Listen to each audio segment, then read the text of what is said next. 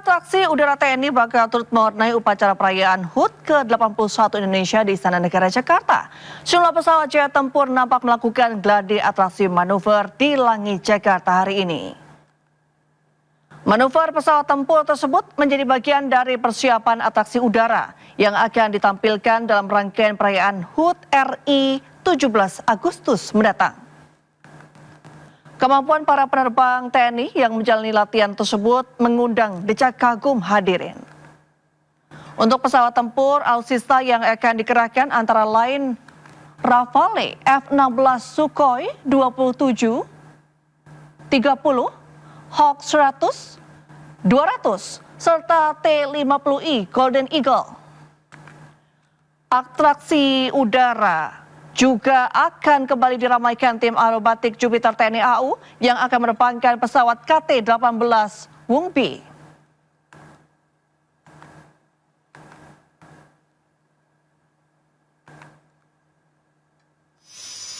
Di landasan udara Halim Perdana Kusuma, TNI AU melakukan gladi kotor, persiapan atraksi flypast hingga akrobatik udara. Termasuk penampilan perdana jet tempur terbaru Dassault Rafale. Pesawat jet tempur berukuran sedang diunggulkan karena memiliki mesin navigasi serta performa yang lincah dan tangguh.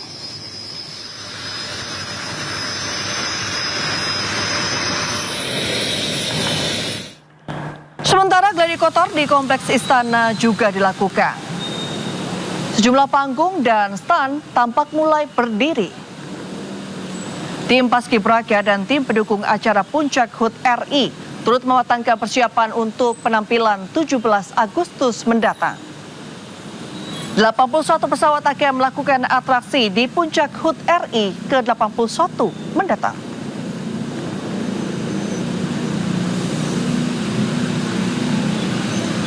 Pemirsa, sebuah pesawat tempur F-16 milik Angkatan Udara Turki jatuh di kawasan Yalova.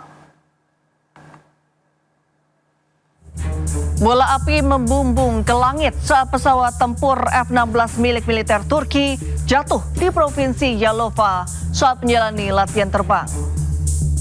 Sang pilot berhasil menyelamatkan diri dengan kursi pelontar. Pilot kemudian dievakuasi ke rumah sakit Provinsi Yalova. Kementerian Pertahanan Turki menyatakan pesawat mengalami gangguan teknis ketika menjalankan penerbangan rutin.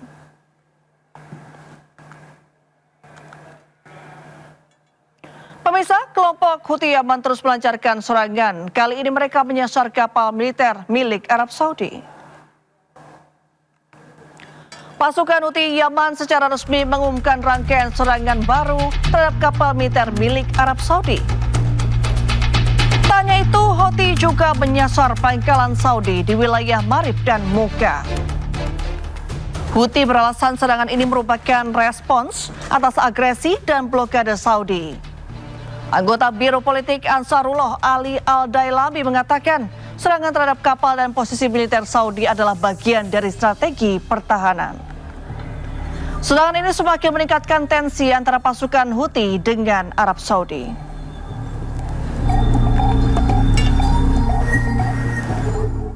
Pasukan Israel mengklaim telah menghancurkan lebih dari 300 lokasi.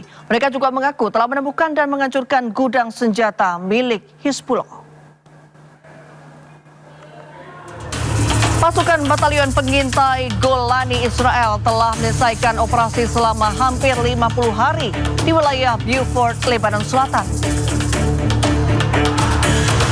Selama bertugas, pasukan ini mengklaim berhasil menguasai wilayah yang disebut sebagai benteng utama Hizbullah.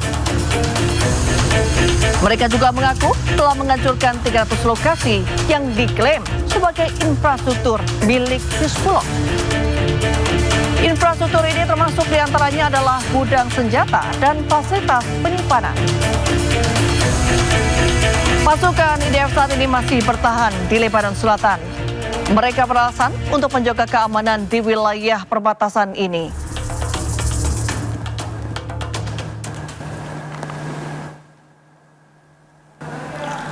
Sementara itu, pasukan Israel mengibarkan bendera di bangunan-bangunan bersejarah di Lebanon Selatan.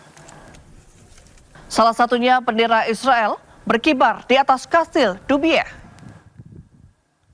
Bendera-bendera ini menghadap desa-desa perbatasan yang porak-poranda akibat serangan Israel.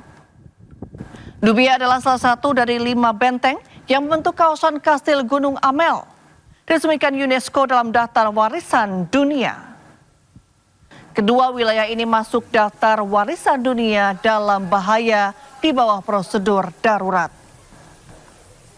Israel juga mengibarkan benderanya di bangunan bersejarah rumah-rumah warga Lebanon yang hancur, serta pohon-pohon yang rusak akibat serangan Israel.